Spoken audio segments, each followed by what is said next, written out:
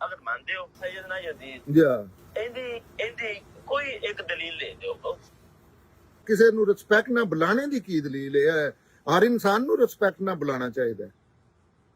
ਸੈਯਦਨਾ ਦਾ ਮਤਲਬ ਬੜਾ ਵੱਡਾ ਲਫ਼ਜ਼ ਹੈ। ਸੈਯਦਨਾ ਮਤਲਬ ਇਹ ਹੀ ਹਜ਼ਰਤ, ਇਹਦਾ ਹੀ ਵੱਡਾ ਕਿਹੜਾ ਲਫ਼ਜ਼ ਹੈ?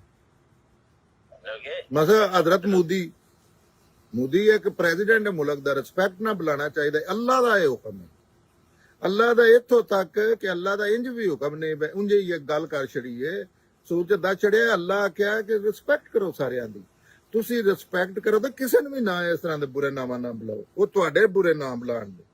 ਦੂਸਰੀ ਗੱਲ ਹੈ ਸੈਯਦਨਾ ਜਿਹੜੇ ਯਜ਼ੀਦ ਨੇ ਉਹ ਮੁਸਲਮਾਨਾਂ ਦੇ ਹਿਸਟਰੀ ਦੇ ਇੱਕ ਨਾਮਵਰ ਇਨਸਾਨ ਨੇ। ਉਹਨਾਂ ਇਸਲਾਮ ਜੇ ਦੀਨ ਅਸੀਂ ਹੁਣ ਇਹਦੇ ਪਿੱਛੇ ਦੀਨ ਹੈ, ਹੁਣ ਇਹਦੇ ਚ ਅਸਾਂ ਹਰ ਚੀਜ਼ ਦੀਨ ਦੇ ਅਸੂਲ ਚ ਸਾਹਮਣੇ ਵੇਖਣੀ ਹੈ।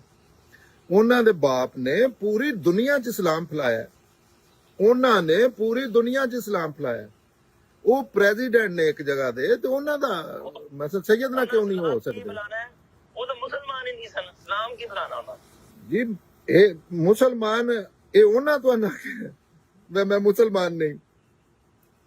ਇਹ ਉਹਨਾਂ ਦੀ ਮੂੰਹ ਅੱਲਾ ਆਖਿਆ ਇੱਕ ਮਿੰਟ ਅੱਲਾ ਆਖਿਆ ਬਿਨ ਦੋ ਹੀ ਸ਼ਖਸੀਅਤ, ਇੱਕ ਅੱਲਾ ਨੇ ਤੇ ਇੱਕ ਉਹ ਬੰਦਾ ਆਪ ਹੈ। ਕਰਤੂਤਾਂ ਕਿਆ ਤੁਹਾਨੂੰ ਅੱਛਾ ਚਲੋ ਜੇ ਕਰਤੂਤਾਂ ਦੀ ਗੱਲ ਹੈ ਤੇ ਕਿਹੜੀ ਚੀਜ਼ ਸੈਯਦਨਾ ਯਜ਼ੀਦ, ਸੈਯਦਨਾ ਮਾਵੀਆ ਜਾਂ ਸੈਯਦਨਾ ਅਲੀ, ਸੈਯਦਨਾ ਹਸਨ, ਸੈਯਦਨਾ ਹੁਸੈਨ ਜਾਂ ਦੂਸਰਿਆਂ ਨੇ ਇੱਕ ਦੂਜੇ ਤੋਂ ਵੱਖਰੀ ਕੀਤੀ? ਇੱਕ ਚੀਜ਼ ਸਿਰਫ ਦੱਸ ਦਿਓ ਵੀ ਸੈਯਦਨਾ ਯਜ਼ੀਦ ਨੇ ਇਹ ਕੰਮ ਕੀਤਾ ਤੇ ਸੈਯਦਨਾ ਅਲੀ ਨੇ ਨਹੀਂ ਕੀਤਾ ਜਾਂ ਸੈਯਦਨਾ ਮਾਵੀਆ ਨੇ ਨਹੀਂ ਕੀਤਾ। ਇੱਕ ਗੱਲ ਸਿਰਫ ਦੱਸਣੀ ਹੈ, ਤੁਹਾਡਾ ਮਸਲਾ ਹੱਲ ਹੋ ਜਾਏ। ਹੱਲ ਹੋ ਗਿਆ। ਇਹ ਦੇਖੋ ਹੁਣ ਸਾਡਾ ਤੁਹਾਡਾ ਜਿਹੜਾ ਸੈਯਦਨਾ ਯਜ਼ੀਦ ਹੈ, ਨਾਉਜ਼ ਬਿਲlah ਸਾਡਾ ਤਾਂ ਨਹੀਂ, ਹੁਣ ਜਿਹੜਾ ਤੁਹਾਡਾ ਸੈਯਦਨਾ ਯਜ਼ੀਦ ਹੈ ਇਹਨੇ ਕੀ ਕੀਤਾ? ਇਹਨੇ ਇਹ ਰੇਪਿਸਟ ਮੇਰੀ ਤੇ ਸਾਰੀ ਦੁਨੀਆ ਅਨਲੈਸ ਕੋਈ ਇਸ ਤਰ੍ਹਾਂ ਦਾ ਕ੍ਰਾਈਮ ਨਹੀਂ ਕਰਦਾ। ਮੈਂ ਤੇ ਅੱਲਾ ਦਾ ਹੁਕਮ ਮੰਨਣਾ ਨਾ, ਮੈਨੂੰ ਤੁਹਾਡੀ ਤੇ ਪਰਵਾਹ ਹੋਵੇ। ਤੁਹਾਡੇ ਮਾਸ਼ਰੇ ਚ ਤੁਸੀਂ ਲੋਕਾਂ ਵਿੱਚ ਬਹਿ ਕੇ ਤੇ ਅੱਲਾ ਦਾ ਹੁਕਮ ਤੇ ਮੰਨਣਾ ਜਿਹੜਾ ਉਹ ਬੰਦੇ ਨੂੰ ਕਤਲ ਕਰਾ ਦਿੰਦਾ, ਮਰਵਾ ਦਿੰਦਾ। ਲੇਕਿਨ ਅਸੀਂ ਤੇ ਅੱਲਾ ਅੱਗੇ ਜਵਾਬ ਦੇ ਨਾ, ਸਾਡੇ ਜਿਨ੍ਹਾਂ ਚ ਅੱਲਾ ਦਾ ਖੌਫ ਹੈ ਤੇ ਸਾਡੇ ਵਾਸਤੇ ਤੇ ਬੜੀ ਗੱਲ ਹੈ ਕਿ ਕਿਸੇ ਬੰਦੇ ਨੂੰ ਅੱਲਾ ਦਾ ਹੁਕਮ ਇਗਨੋਰ ਕਰਕੇ ਉਹਨੂੰ ਕਾਫਰ ਤੇ ਚੀਜ਼ਾਂ ਆਖਣਾ ਜਿਨ ਅਸੀਂ ਜਾਣਦੇ ਨਹੀਂ, ਜਿਨ ਜ਼ਿੰਦਗੀ ਚ ਮਿਲੇ ਹੀ ਨਹੀਂ, ਜਿਨ ਨਾ ਅੱਲਾ ਨੇ ਆਖਿਆ। ਓਹੋ ਮਿਲਣਾ ਜ਼ਰੂਰੀ ਨਹੀਂ, ਫਰੋਨ ਨੂੰ ਆਪਾਂ ਨਹੀਂ ਮਿਲੇ ਨਾ, ਜਿੱਥੇ ਅੱਲਾ ਨੇ ਆਖਿਆ ਨਾ। ਹਾਂ ਚਲੋ ਇਹ ਮੰਨ ਲੈਂਦੇ ਆ। ਹੁਣ ਯਜ਼ੀਦ ਹੈ ਤੁਹਾਡਾ ਸੈਯਦਨਾ, ਤੁਹਾਡਾ ਸੈਯਦਨਾ ਯਜ਼ੀਦ ਹੈ, ਉਹਨੇ ਮੈਂ ਇਸ ਵਜ੍ਹਾ ਤੋਂ ਆਣਾ ਹੋਇਆ ਸੀ, ਮੈਨੂੰ ਲੋਕ ਪੁੱਛਣਾ ਚਾਹ ਰਹੇ ਸੀ ਉਹਨੇ ਕੀ ਚੰਗਾ ਕੰਮ ਕੀਤਾ ਹੈ? ਕੋਈ ਐਸਾ ਕੰਮ ਕੀਤਾ ਜਿਹੜਾ ਰਿਸਪੈਕਟੇਬਲ ਹੋਵੇ, ਜਿੰਦੀ ਵਜ੍ਹਾ ਤੋਂ ਰਿਸਪੈਕਟ ਡਿਜ਼ਰਵ ਕਰਦਾ ਹੋ? ਜੀ ਉਹਨਾਂ ਇਹ ਕੰਮ ਕੀਤਾ ਹੈ ਕਿ ਉਹਨਾਂ ਅਮਨ ਕਾਇਮ ਕੀਤਾ ਹੈ, ਜਿਹੜਾ ਅੱਗੋਂ ਤਕਰੀਬਨ 90 ਸਾਲ ਉਹਨਾਂ ਉਹ ਅਮਨ ਕਾਇਮ ਰਿਹਾ। 90 ਸਾਲ ਉਹਦੇ ਵਿੱਚ ਫਿਰ ਹਰ ਲਿਹਾਜ਼ ਨਾਲ ਮੁਸਲਮਾਨਾਂ ਦੀ ਸਟੇਟ ਨੇ ਨਾ ਉਹਨਾਂ ਦਾ ਕਿਸੇ ਕੋੜਾ ਰੋਕਿਆ, ਨਾ ਇੱਕ ਨਾਮਕ ਲਈ, ਹਰ ਹਵਾਲੇ ਨਾਲ ਨਾ ਅੱਲਾ ਦਾ ਦੀਨ ਉਹਨਾਂ ਚੂਹੇ ਦੀ ਖੁੱਡ ਚ ਵੀ ਵਾਰ ਦਿੱਤਾ।